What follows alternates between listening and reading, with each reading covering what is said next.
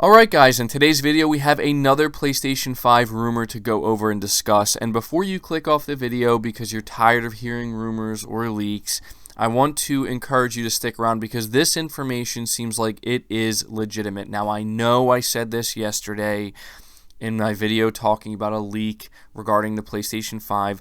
Unfortunately, that was just me being really gullible. I did not realize how easy it was for somebody to alter a website like that to create a fake image of a PlayStation 5 dev kit on the PlayStation Japan website. So I want to apologize in advance, and I want to stress that this is coming from a source, that being Bloomberg, that I honestly believe would not come out here with information like this unless they were fairly certain that the information is good and legitimate.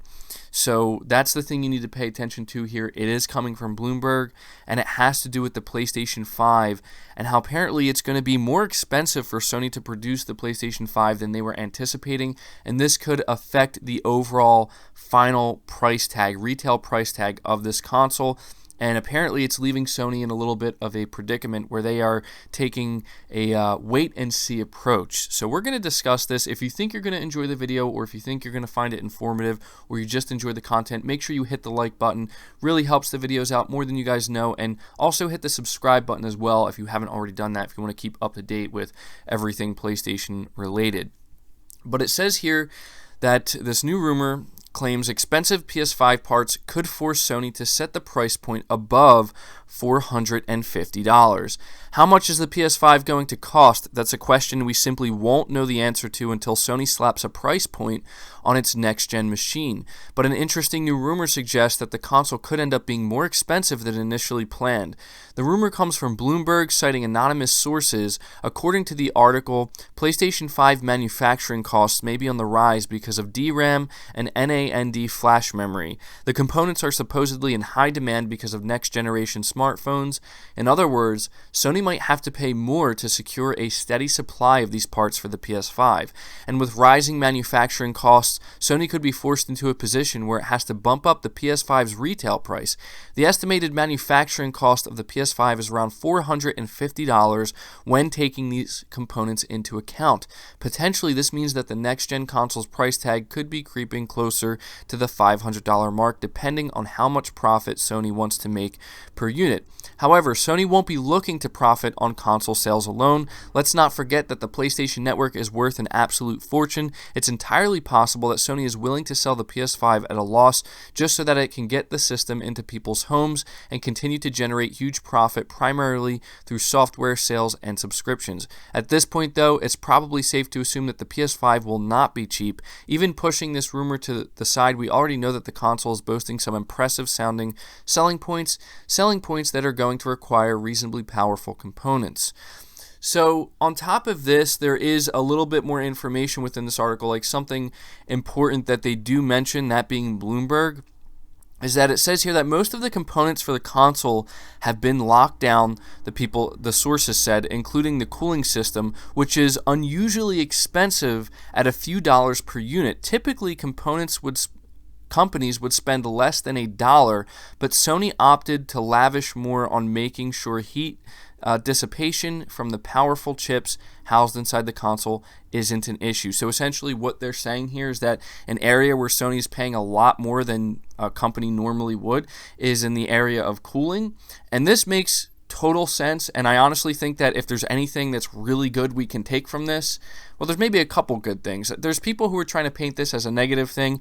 It's really not that big of a negative. I mean, it really depends on how you look at it. This is where we're going to get into some interesting conversation. But one thing we can take away from this, based off of what Bloomberg is saying, is that their sources that they're citing here, which are anonymous, but again, I have a feeling they wouldn't publish something like this unless they were confident, are saying that Sony is putting a lot into the cooling side of things. So anybody who's worried that the PlayStation 5 is going to be as loud as the PlayStation 4 Pro or something like that, sounds like you're not going to have to worry about that. And you have to imagine that Sony probably opted to do something like this because they are like, hey, we heard the feedback. We know that a lot of people are not happy with how loud the fans can be once they kick on, high speed.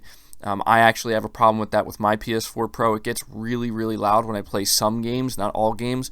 So that's something I'm actually really happy for. But talking about this pricing issue that Sony may face, I know there's going to be a lot of people in the comments, and I'm one of these people as well, who are going to say this doesn't matter. It doesn't matter if it's $500. It could even be $600 or $700. I'm going to pay that amount to get access to the PlayStation 5. Now, you have to understand that we are mainly like the hardcore PlayStation audience. There is a wider PlayStation audience or a wider gaming audience. I wouldn't call them casuals per se, but I guess we could say casual console gamers, if that makes sense, where price does matter to them, and it matters to them to a great deal.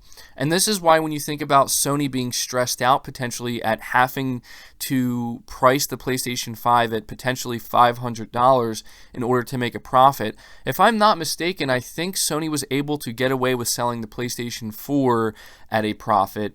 And because of that, this entire generation, again, if I'm not mistaken, somebody correct me if I'm wrong, they were able to basically make a profit off of, even if it's a small profit, but it's a profit nonetheless, off of every piece of hardware sold, off of every console sold.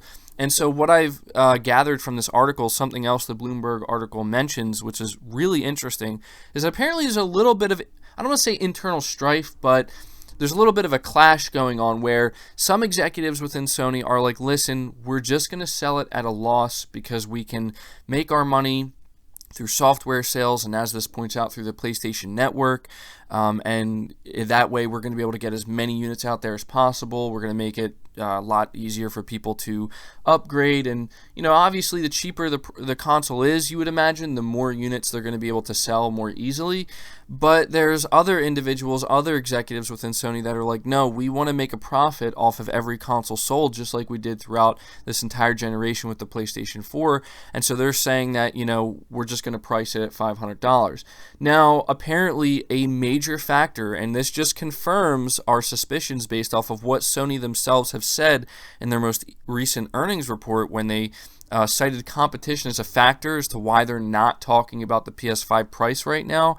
Apparently, internally, a big thing is they really are waiting to see what Microsoft is going to price their console at. And so an area where this conversation gets completely mixed up is when you think about Xbox and you think about Xbox Lockhart, which is apparently going to be the lower model Xbox Series console, which is rumored as of right now to be a $300 console. I don't know if I believe this. I don't even know if that's tangible or practical.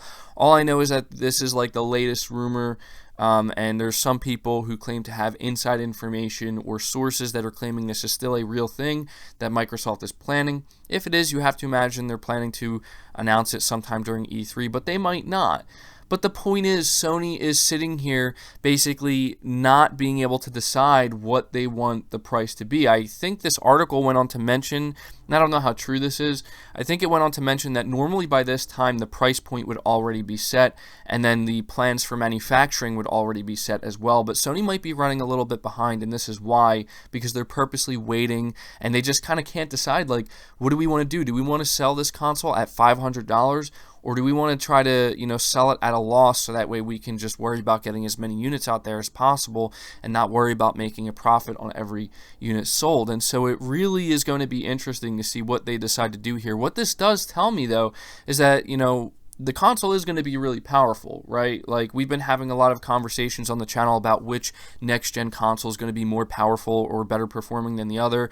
I really don't know. What we do know is I think Microsoft is just perfectly fine pricing the Xbox Series console at whatever it needs to be priced at. We know that their main priority is not necessarily to sell hardware units, and so this is, I think, putting Sony in a very interesting situation where they have to determine how important is it for them to sell hardware units. And I have to imagine, based off of how successful the console business they've been in the console business for all these years, they know that it's a pretty significant thing for them. So I don't know. I mean, if we see a $400 PS5 and we find out that they're selling it at a significant loss, that's going to be really good for us in the end, because that means we're going to get more for less, but Sony will be hoping that those of us who do pay up to buy a next-gen console, we're going to be buying a lot of games, a lot of services, subscriptions, all that stuff, which most of us probably will.